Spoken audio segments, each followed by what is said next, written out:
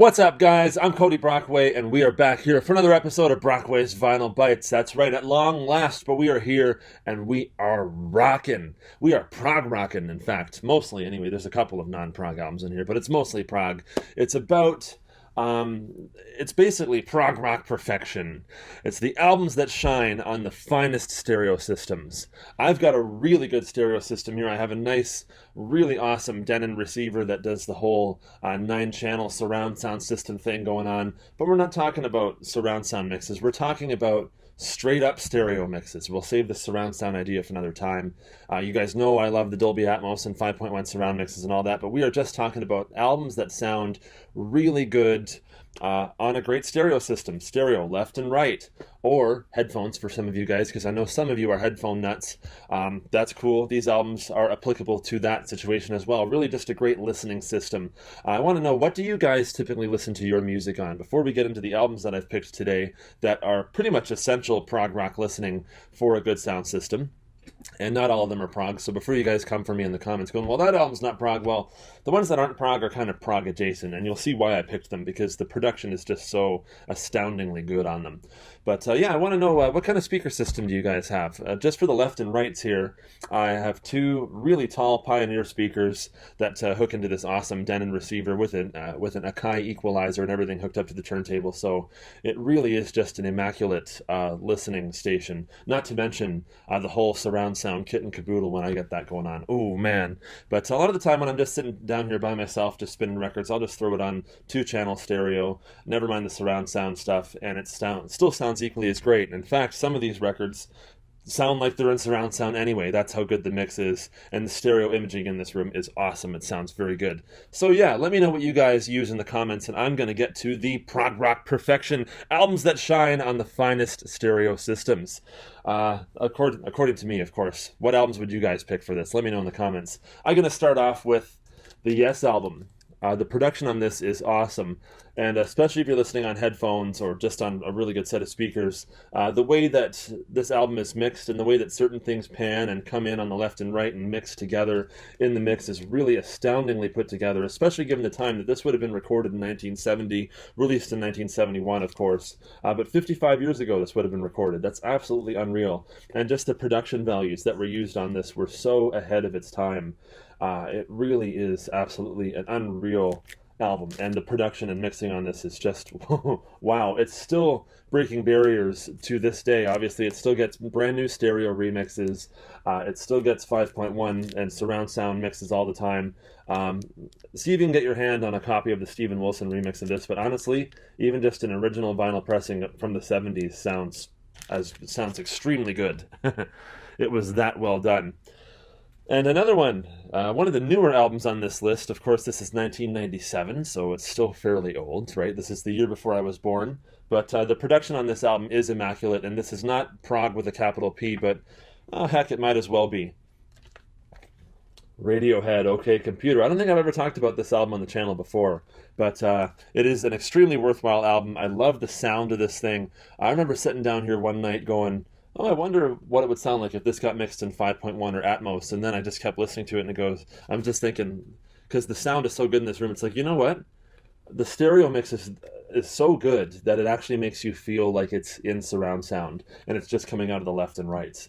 That's how absolutely unreal this album is. And the songwriting is excellent, too. I mean, Exit Music for a Film, Karma Police, Paranoid Android, Subterranean Homesick Alien.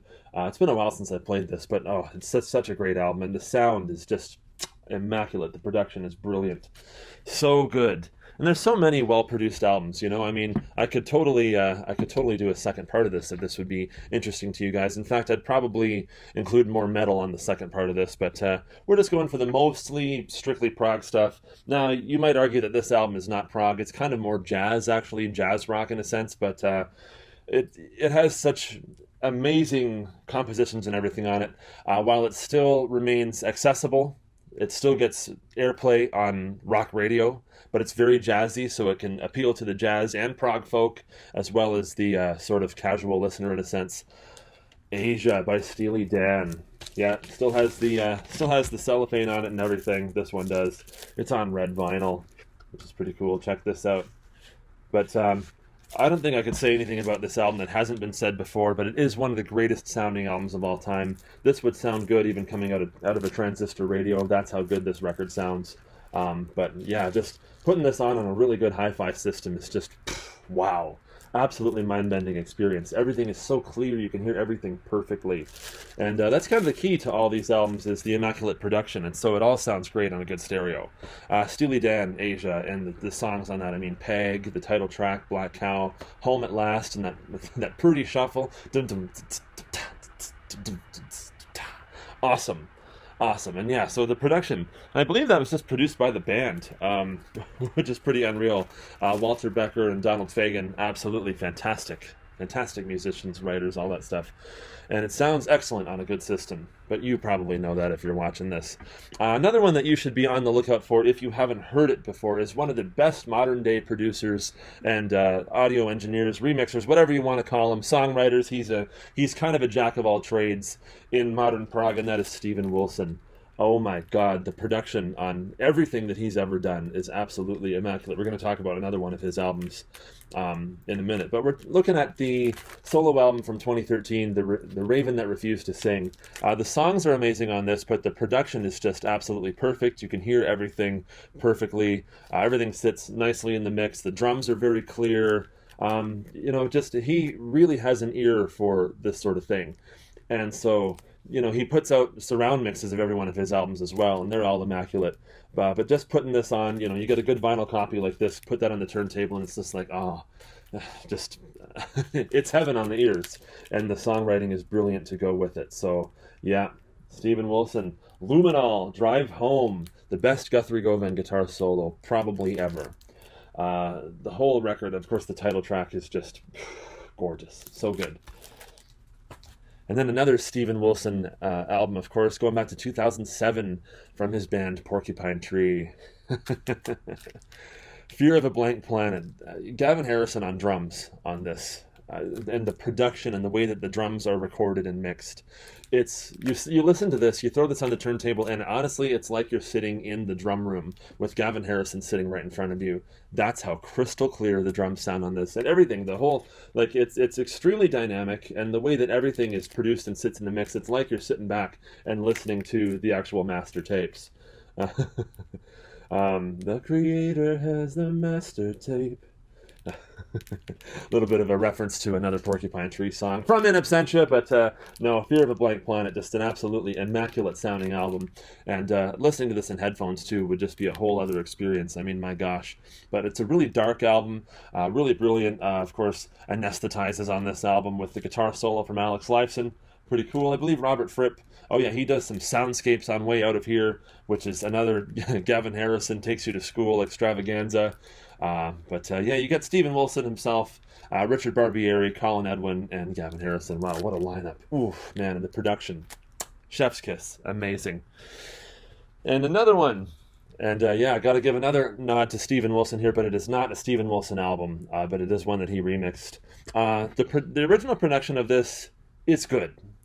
But the way that Steven Wilson came back and remixed this really brightened it up, and it kind of makes you, when you go back and listen to the original mix, like, yes, the songs are great, the album's great, but the production is actually kind of muddy when you go back and listen to the original copies of it. So if you can pull out the Steven Wilson remix of this, absolutely should.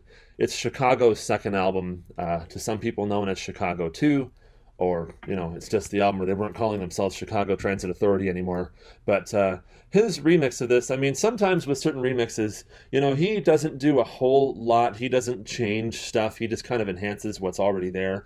And he really did that with this. Some of the albums you can't really notice a difference, but this one you absolutely can. To me, the difference between this remix and the original mix of the album is absolutely night and day. Everything is a lot more brighter. Is a lot more bright, is a lot more clear here. And this is just, when you listen to the two side by side, you pull up this one for reference in the original. This one is by far the better mix. He did this in 2017, and it recently just got another remix as well in Atmos surround sound, which is pretty cool. But just putting this on, this is just the straight up CD edition. Just putting it on 2-channel stereo here, it sounds immaculate. It just, and the production from James William Guercio. was awesome to begin with, and then Steven just sort of building upon that. I mean, bringing more life to an album that was already 47 years old at the time that he remixed this. Brilliant album, and just Chicago absolutely firing on all cylinders here. 25 or 6 to 4, not to mention the whole Ballet for a Girl in Buchanan. It's a fantastic, and honestly, if you're into good sounding albums and you're an audiophile of any sort, which I don't claim to be, but I just love good sound and I know it sounds good. If you're an audiophile of any sort, you should absolutely pick up the Steven Wilson remix of Chicago 2. Excellent stuff. Now we're going to go... So that last one was prog adjacent, and so is this one.